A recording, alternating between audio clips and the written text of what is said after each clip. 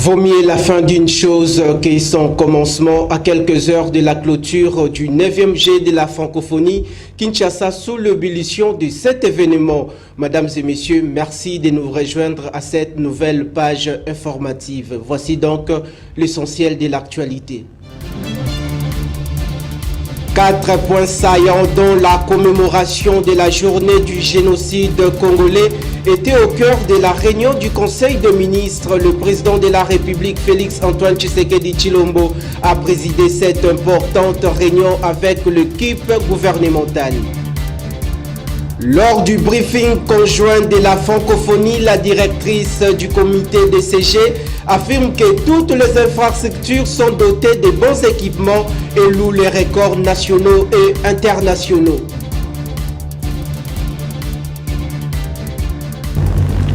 Une fois de plus, mesdames et messieurs, merci d'être branchés.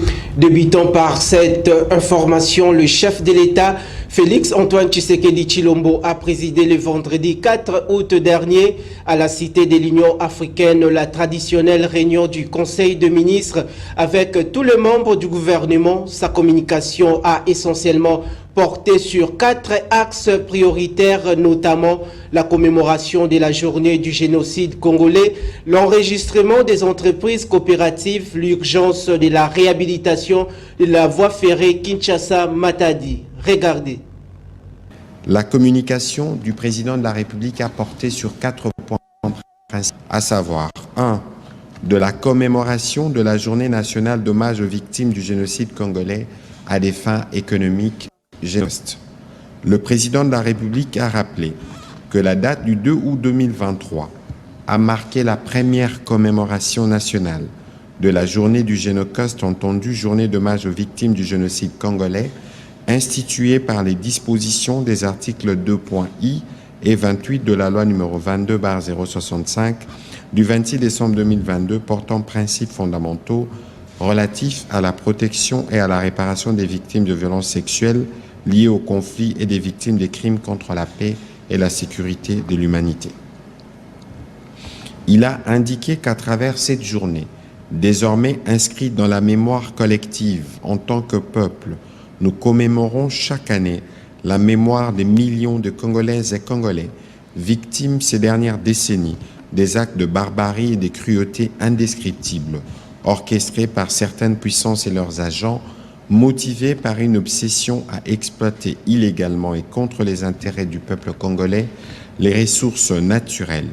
Nous rendrons aussi à l'occasion un hommage mérité à tous ceux qui leur ont apporté assistance et secours. Prenons la parole à son tour le vice-premier ministre en charge de l'Intérieur, Peter Kazadi, a fait part aux membres du gouvernement de l'État et l'administration du territoire national. Voici ces comptes rendus de Patrick Mouyaya, porte-parole du gouvernement. Au chapitre 2 du Conseil des ministres de ce jour, relatif aux points d'information. 1.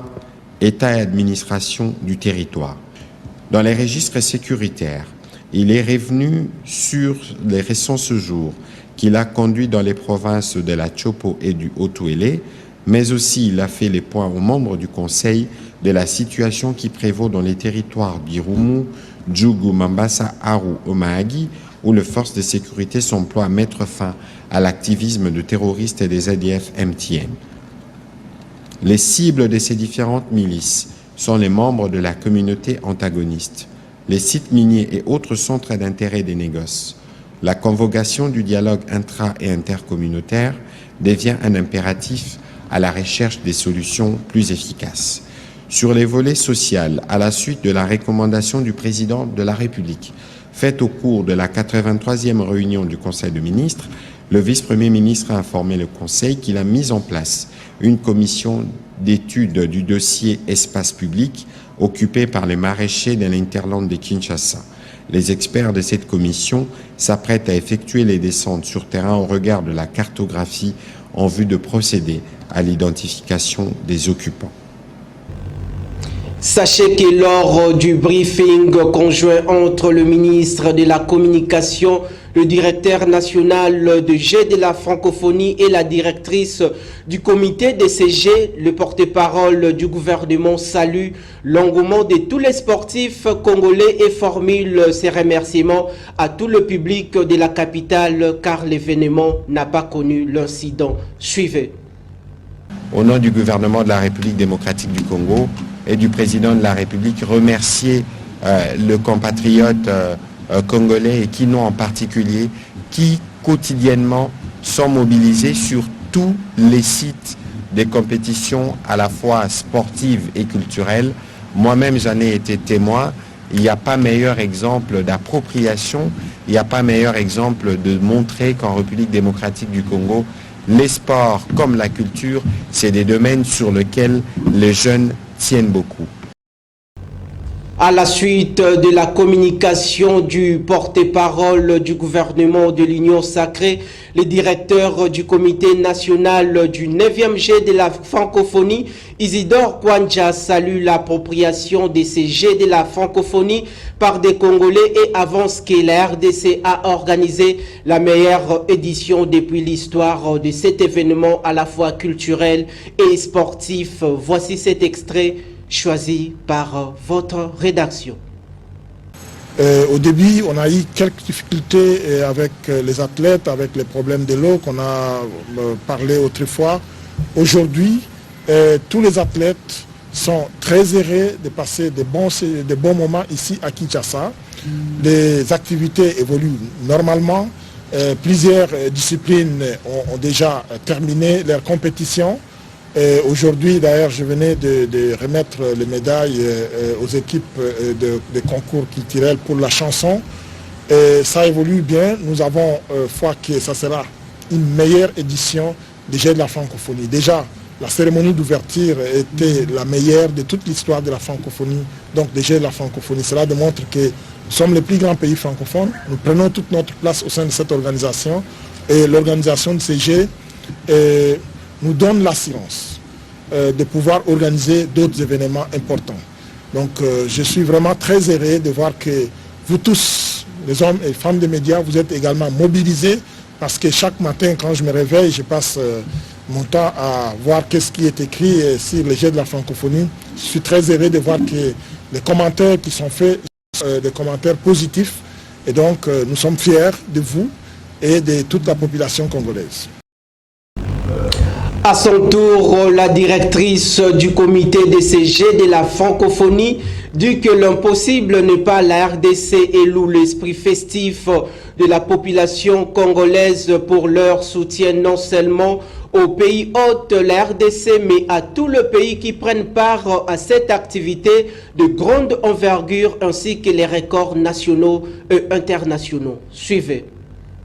Et ce qui est le plus frappant, c'est que le public n'encourage pas seulement les Congolais, ils encouragent tout le monde. Et ça, c'est l'esprit festif, l'esprit sportif, le fair play, que vraiment, on ne le trouve pas partout. Donc c'est vraiment un fair play. Et le fair play, c'est une des valeurs les plus importantes dans le sport et dans la culture. On m'accuse toujours de ne parler que du sport. Donc, alors, il faut que je dise la culture aussi. Dans un espace culturel. Donc, parce qu'à la base, les organisations internationales donc, sont basées sur du sport, comme tout le monde le sait, les Jeux Olympiques, les Jeux Méditerranéens, le Commonwealth. Donc, c'est pour ça que j'ai cette définition professionnelle étant moi-même sportive. Mais nous n'avions aucun doute sur les concours culturels, vu que les Jeux ont été attribués à la RDC grâce aux infrastructures de qualité des concours culturels. Donc nous avons eu des super prestations, vraiment de très haut niveau, des équipements, donc toutes les infrastructures ont été dotées d'équipements de grande qualité, donc ce qui a permis vraiment d'assister à ce que vous avez assisté à ces magnifiques concours culturels. Processus électoral en République démocratique du Congo, parlons-en. Que pense la classe politique congolaise au sujet de la délivrance des duplicata des cartes d'électeurs aux citoyens congolais? Douli Montouloulou, analyste politique congolais, salue cette initiative prise par cette institution d'appui à la démocratie que la Commission électorale nationale indépendante. Il est au micro de votre rédaction. Le duplicatage, justement, c'est pour permettre à tous ceux-là qui ont perdu leur carte de venir venir se procurer d'autres cartes, copies bien entendu, mais originales, pour permettre à ceux qui puissent prouver qu'ils sont électeurs en l'identité du Congo. Ce qui est bien. Mais dans notre cas, on dit gouverner, c'est prévoir. La CENI devrait prévoir, parce que tous ces gens-là qui ont besoin de duplicateurs aujourd'hui, ce sont ceux-là qui voient leur carte s'effacer. Comme vous avez déjà suivi l'échec des Fantomas qui s'effaçaient. Donc c'est comme ça. Même nous-mêmes, nous avons perdu nos cartes. Nous n'avons pas perdu les cartes, mais nous avons vu les données de nos cartes disparaître comme ça, comme si c'était des craies. Voilà pourquoi je dis tout simplement que vous devez faire ça, vous devez prévoir, avoir des matériels beaucoup plus performants pour permettre à ce qu'on n'ait pas de ce genre de désarroi, ce genre de désastre. Parce qu'aujourd'hui, la perte d'une carte, ça peut comprendre qu'on puisse solliciter un duplicata. Mais solliciter un duplicata parce que les informations sur l'ancienne carte s'effacent comme de fumée. Alors là, en tout cas, on va se poser la question de savoir est-ce qu'ils n'ont-ils pas eu le temps nécessaire de bien voir la fiabilité de ces cartes ou soit de ces opérateurs qui nous ont produit ces cartes. Donc voilà un peu l'erreur, voilà un peu les dangers. Le question sécuritaire en République démocratique du Congo, parlons-en. C'est le militaire de l'armée régulière de la République démocratique du Congo, FARDC en sigle, seront dotés des nouvelles uniformes pour se différencier avec l'ennemi dissimulé. C'était au cours d'une cérémonie organisée le jeudi 3 août dernier au Konkokolo par le général-major Kipongo, sous-chef d'état-major en charge de la logistique. La remise de cette tenue aura lieu dans les prochains jours aux militaires de la première et deuxième zone de défense. Retrouvez ces reportages réalisés par nos confrères de la presse militaire. La nouvelle tenue de combat des forces armées de la République démocratique du Congo a été présentée ce jeudi 3 août 2023 à la presse au camp Kokolo par le général-major Kipongo, sous-chef d'état-major chargé de la logistique à l'état-major général des FARDC. Cette nouvelle tenue sera bientôt dotée aux militaires de la première et de la deuxième zone de défense, en commençant par la garnison de Kinshasa. Il s'agit d'une nouvelle tenue que les forces armées démocratique du Congo vient d'acquérir pour doter tous les militaires de la ville de Kinshasa, en principe de la première zone et deuxième zone de défense. Pour les militaires qui sont en opération, il y a une autre tenue et qui est déjà en circulation à l'est du pays. Mais pour la première et la deuxième zone de défense, voici la tenue qui a été adoptée. Comme ça, nous aurons une distinction entre les gens qui sont en opération, les militaires en opération et les militaires en opération. Bien sûr, il y aura une distinction. En voyant de loin, vous verrez que c'est la même tenue. Mais en vous approchant, vous verrez qu'il y a une grande distinction entre la force aérienne et la force navale. Et la force terrestre, évidemment. Donc, toutes ces tenues représentent les différentes forces. On va voir un militaire de la force navale à partir de son béret et à partir de la tenue. On va voir le militaire de la force aérienne à partir de son béret et la tenue. La même chose pour la force navale. Cette tenue de combat vient s'ajouter à celle déjà dotée aux militaires en opération dans la troisième zone de défense. Et à la fonction publique, on table sur la situation de paye pour le mois de juillet dernier.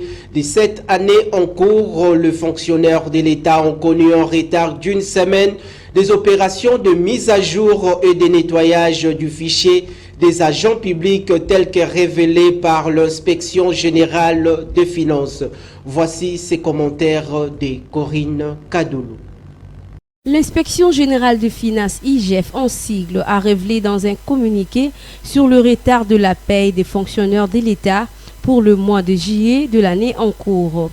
En effet, ce retard d'une semaine est dû suite aux opérations de mise à jour et de nettoyage du fichier des agents publics. Selon l'IGF, dans sa communication, elle a précisé que les dites opérations étant achevées, la paie imminente des fonctionnaires de l'État n'aura pourtant pas d'effet négatif sur le taux d'échange, dès lors que ces employés de l'État ne sont pas demandeurs de devises sur le marché d'échange.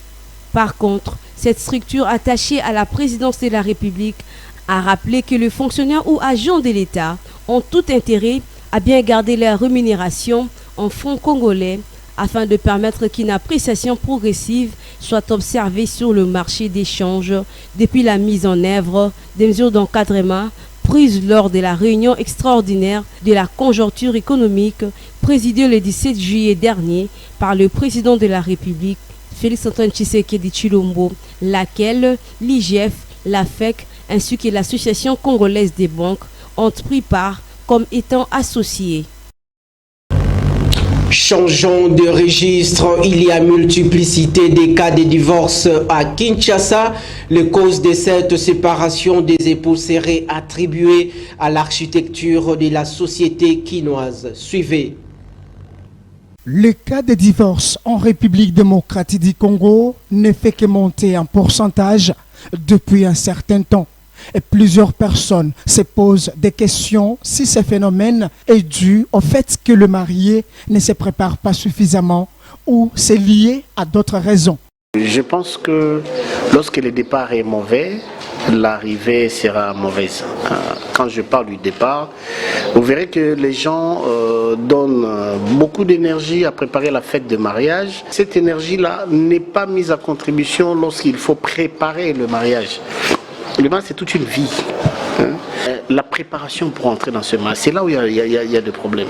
Par ailleurs, la plupart pensent que les parrains sont des personnes les mieux placées et l'Église pour assurer qu'il n'y ait pas de divorce dans le foyer aujourd'hui.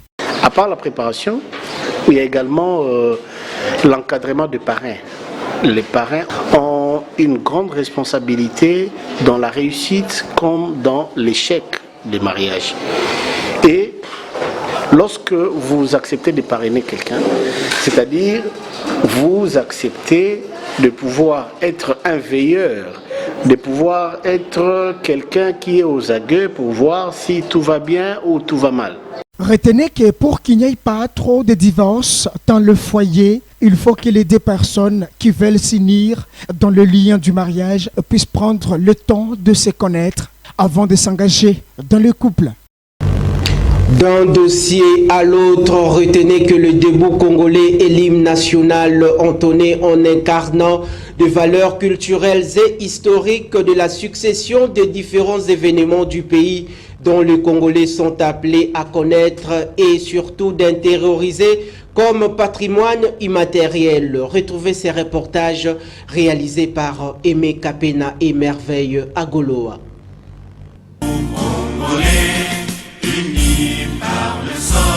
L'hymne national est un chant patriotique qui fait l'objet de la représentation d'un pays dans des cérémonies importantes de grande envergure. Il est symbole d'unité, de fraternité, victoire, sérénité, amour, harmonie, histoire et richesse que peut avoir une nation. L'hymne national qui est une chose de la patrie, donc du point de vue culturel, ça représente tout d'abord la nation tout entière. Il est dans le devoir de chaque citoyen de pouvoir être à mesure d'entonner correctement l'hymne national qui est un patrimoine immatériel de la culture congolaise. Si je pourrais faire la probabilité au-delà de 50%. Pourquoi? Parce que à l'époque, c'était une chose obligatoire à l'école. Ou bien il y avait aussi vers midi ou bien avant midi, il y avait des saluts au drapeau. C'était une obligation à l'école. Avant d'entrer au cours, vous devrez chanter l'hymne national. Mais maintenant, là, ça devient un peu compliqué. Je ne sais pas si combien des écoles qui le font encore. On ne change jamais l'histoire, dit-on. L'hymne national est l'historique de l'origine de tout un peuple qui retrace de génération en génération les exploits accomplis par son pays dans le passé. Parlons cette fois-ci de l'importance de la salutation au sein de la société congolaise en symbole de politesse et de bienveillance entre interlocuteurs au moment d'entamer ou d'éclore une conversation. Sa pratique quotidienne permet de nouer et de renforcer nos liens sociaux. Regardez. Ah, bonjour madame. Bonjour monsieur. La salutation, qui est l'action de saluer ou d'adresser de marques de reconnaissance, de respect à quelqu'un d'après le dictionnaire français, fait aujourd'hui usage d'une bonne réputation dans la société. La salutation est très importante premièrement dans notre société parce que c'est une notion de base. Quand une personne déjà naît, il faut que la personne naisse avec cette habitude, de caractère de saluer de gens. La salutation d'abord, ça ouvre de portes et puis la salutation est très important. Ça montre que tu es bien éduqué, tu sors d'une bonne famille. La manière dont tu vas saluer, c'est pas par force que tu dois saluer une personne, la manière que tu vas saluer et puis comment tu vas montrer la salutation à la personne dont tu dois saluer. Là, tu dois mieux le faire. Pour certains, la salutation est un devoir civique, pendant que pour les autres, elle est une obligation dans le cas où ils doivent être le premier à recevoir la salutation avant de répliquer. De nos jours, la salutation devient plutôt une obligation. C'est-à-dire que pour dire bonjour à quelqu'un, il faut que cette personne le fasse en premier. Donc si cette personne ne le fait pas, alors je ne le ferai pas. Nous avons perdu les bonnes habitudes, c'est-à-dire le mœurs. Nous l'avons vraiment perdu. La salutation est d'une importance très capitale. Ça ouvre beaucoup de choses.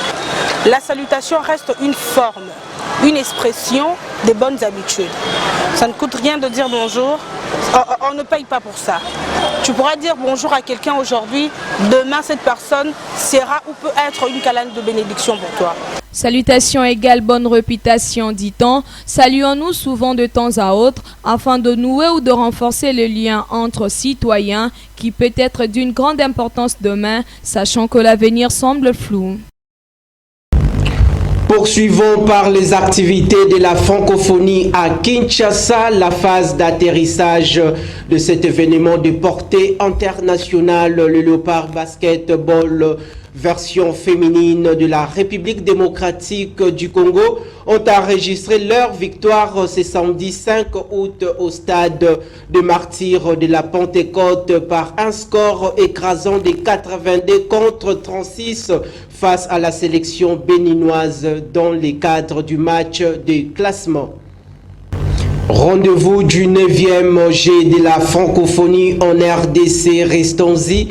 Retenez qu'un embouteillage de circulation s'est observé le vendredi 4 août dernier dans les grandes artères de la ville-province de Kinshasa. La capitale congolaise est en train de vibrer au rythme de cette grande messe historique qui restera dans les annales des Congolais de génération en génération. Suivez ces commentaires de Dorcas Ngoya. La ville de Kinshasa fait face à un sérieux problème de circulation routière ces derniers temps. Chaque jour, des embouteillages monstrueux sont constatés dans les grands acteurs de la capitale, perturbant ainsi la bonne évolution des activités socio-économiques. Plusieurs personnes arrivent à leur lieu de travail en retard, même après avoir quitté leur toit un peu très tôt. Par contre, l'embouteillage constaté aujourd'hui 4 août dans certaines parties de la mégapole est dû au 9e jeu de la francophonie qui a fait que d'autres routes soient barricadées pour permettre le bon déroulement des athlètes du marathon. Signalons que la fin de cet événement est prévue pour le 6 août de cette année en cours au stade de Martyrs de la Pentecôte de Kinshasa et à l'esplanade du Palais du Peuple qui sera accompagné des artistes qui vont faire leurs prestations pour clôturer cette activité de grande envergure en beauté. Valeurs nutritives, parlons-en. Que savez-vous de l'orange? Plus de détails de Ruth Mboa. L'orange ou orange douce est le fruit de l'oranger de la famille des rutacées. Il existe plusieurs variétés d'oranges classées en 4 groupes variétaux. Comestible, elle est réputée pour sa grande teneur en vitamine C. L'orange a beau être composée majoritairement d'eau. Sa pulpe et son jus contiennent une quantité très importante de vitamines A, B et C et de composés antioxydants. Sa chair est riche en nutriments comme le calcium, le potassium, le phosphore, le magnésium, le fer, le cuivre, les flavonoïdes et les caroténoïdes, ainsi qu'en fibres. En consommer régulièrement est excellent pour préserver l'organisme de nombreuses maladies.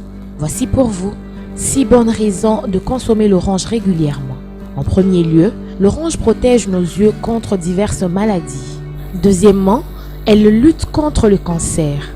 Troisièmement, elle réduit le risque de maladies cardiovasculaires. En plus, elle réduit l'inflammation, mais aussi elle soigne le rhume. Et pour finir, elle améliore la digestion. Page rose dans ce journal, la vie et l'ensemble de phénomènes qui assurent l'existence des êtres vivants de la naissance à la mort. Il a une fois de plus soufflé une bougie ce samedi 5 août dans sa vie. Lui, c'est Joseph Mutungi, secrétaire général au sein de l'administration de la chaîne Kinactu TV. Tout le personnel lui souhaite joyeux anniversaire. Mes vœux les plus sincères, que ce jour mémorable et chéri nous porte bonheur. Chantons tous en cœur, bon anniversaire.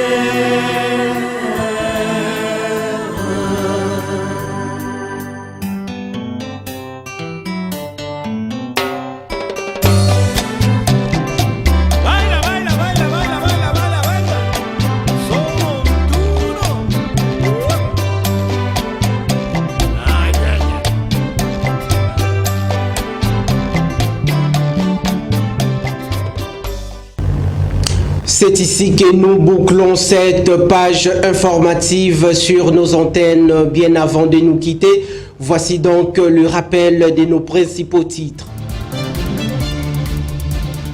4 points saillants dont la commémoration de la journée du génocide congolais était au cœur de la réunion du Conseil des ministres. Le président de la République, Félix Antoine Tshisekedi Tshilombo, a présidé cette importante réunion avec l'équipe gouvernementale. Lors du briefing conjoint de la francophonie, la directrice du comité de CG affirme que toutes les infrastructures sont dotées de bons équipements et loue les records nationaux et internationaux.